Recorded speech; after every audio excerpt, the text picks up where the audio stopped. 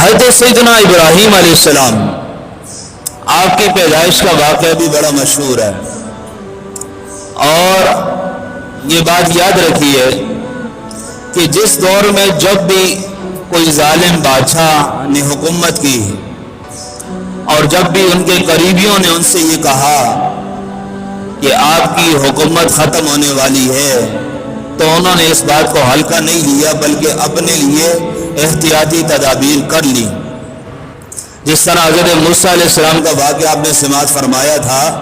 کہ کس طرح فرعون نے جو ہے روکنے کی کوشش کی، حاملہ عورتوں کو جو ہے ان کے حمل کو ضائع کروایا تاکہ اس بچے کی ولادت ہی نہ ہو کہ جو ہے میری حکومت کو ٹارگٹ کرے یا ختم کرے۔ جب حضرت ابراہیم علیہ السلام آپ کی پیدائش سے قبل، یعنی آپ کی پیدائش تھی، پھر آپ کے دور میں بھی اس وقت نمرود یہ بادشاہ تھا، اس کا سکہ چلتا تھا ہر جگہ، اس کی بادشاہت تھی، اور بہت دور دور کے علاقوں سے، یوں سمجھ لے تاریخ نے لکھا کہ ترکستان، ہندوستان کے مشرق اور مغرب تک سے یہاں سے ٹیکس جاتا نمرود کو،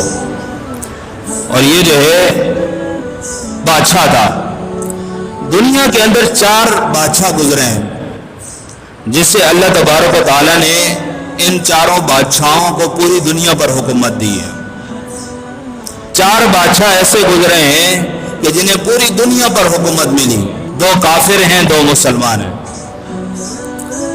جو 2 مسلمان ہیں ان میں سے ایک سیدنا حضرت سلیمان علیہ السلام ہے، جس سے اللہ تبارک و تعالیٰ نے پوری دنیا پر حکومت دی، اور دوسرے جو تھے وہ حضرت سیدنا سکندر ذوالقرنین۔ یہ 2 مسلمان بادشاہ تھے جس سے اللہ تبارک و تعالیٰ نے انہیں جو ہے پوری دنیا پر اللہ تعالیٰ نے حکمرانی عطا فرمائی۔ اب 2 وہ کافر بادشاہ انہیں اللہ تعالیٰ نے پوری دنیا پر حکومت دی، ان میں سے ایک نمرود تھا جو حضرت ابراہیم علیہ السلام کے دور میں تھا، اور دوسرا تھا بخت نصر، یہ بھی بادشاہ گزرا ہے، اور اس کی حکومت بھی بڑی دور دور تک تھی، اور ہزاروں سالوں تک انہوں نے حکومت کی ہے۔ اور نمرود جو تھا اس نے بھی تقریباً 1700 برس تک حکومت کی، 1700 برس تک۔ ایک مرتبہ نمرود اپنے دربار میں آیا، تو یہ جو بادشاہ ہوتے تھے ان کے دربار میں ہر طرح کا بندہ ہوتا تھا، باورچی ان کے پاس ہوتے تھے، علماء ان کے مذاہب کے ان کے پاس ہوتے تھے، راہبین اگر ہوں تو وہ بھی ہوتے تھے، نجومی ہوں تو وہ بھی موجود ہوتے تھے۔ تو ایک مرتبہ جب نمرود آیا تو اپنے تخت پر بیٹھا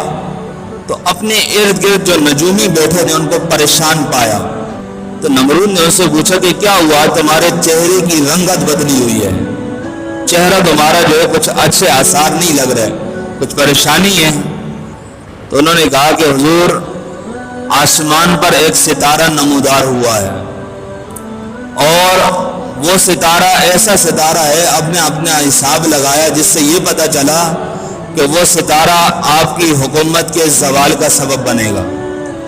یعنی ستارہ کسی کے نام کا ہے، اور وہ بچہ 3 دن کے اندر اندر ماں کے شکم کے اندر آ جائے گا، ابھی باپ کی سرب میں ہے، باپ کی جو ہے پیٹھ میں ہے۔ نمرود نے فوراً حکم جاری کیا، کوئی بالغ بالغہ کے ساتھ نہیں سوئے گا، جدائی کر دو 3 دن تک، 4 دن تک، جب تک یہ سلسلہ حل نہیں ہوتا۔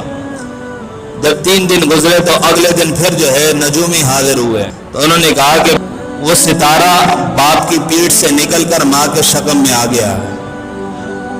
ماں کی شکم میں آ گیا ہے۔ پھر اس نے دوسرا آرڈر جاری کیا کہ جتنی بھی وضع حمل والی عورتیں ہیں سب کے حملوں کو ضائع کرو، تو سب کے ساتھ اسی طرح کیا گیا۔ سب بچے جو پیدا ہونے سے پہلے جو ہے ان کو ضائع کر دیا گیا، قتل کر دیا گیا۔ لیکن جب حضرت ابراہیم علیہ السلام کی والدہ، جب آپ کے ولادت کا وقت قریب آیا تو یہ فوراً غار کی طرف چلی گئی۔ انہیں یہ خوف تھا کہ کہیں جو ہے اس بچے کی خبر نمرود اور اس کے جو ہے اہلکار تک نہ پہنچے، فوراً غار کی طرف چلی گئیں۔ وہاں بچے کی ولادت ہوئی، اور ساتھ میں روتی بھی ہیں کہ اس بچے کا انہیں پتہ نہ چل جائے۔ خیر بچے کو کپڑے میں لپیٹا، غار میں ہی چھوڑا اور وہاں سے آ گئی۔ جب ماں غار سے نکلی تو حضرت جبرائیل علیہ السلام آ گئے۔ اللہ تبارک و تعالیٰ جب پیدا کرتا ہے، جس کا لکھا ہوتا ہے کہ اس نے پیدا ہونا ہے، لاکھوں تدابیریں کر لو، اس بندے نے دنیا میں آنا ہے، کسی طریقے سے بھی آنا ہے۔ کتابیں حدیثیں اس بارے میں بڑی پڑی ہیں، کئی حدیثیں ہیں اس بارے میں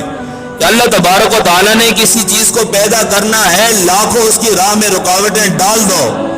اس نے جو ہے پیدا ہونا ہے۔ حضرت ابراہیم علیہ السلام کی پیدائش کی راہ میں نمرود نے رکاوٹ ڈالی، ابراہیم علیہ السلام پیدا ہوئے، کیونکہ رب کا حکم تھا، رب کا قانون تھا۔ حضرت موسیٰ علیہ السلام کے دور میں، موسیٰ علیہ السلام کی پیدائش میں فرعون نے رکاوٹ ڈالی، حضرت موسیٰ علیہ السلام بھی پیدا ہوئے ہیں۔ تو رب تعالیٰ کرنے پر قادر ہے۔ جب ان کی والدہ باہر آئیں، جبرائیل امین آ گئے۔ اب چھوٹا سا بچہ 1 دن کا،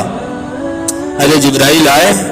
اور کتب کے اندر لکھا کہ اس کے جو ہے دونوں انگوٹھوں کو اس کے منہ میں دے دیا۔ ایک انگوٹھے سے اللہ تعالیٰ نے دودھ جاری کیا، دوسری سے شہد جاری کر دیا۔ جب رب تعالیٰ اس بات پر بھی قادر ہے اور وہ ہر چیز پر قادر ہے،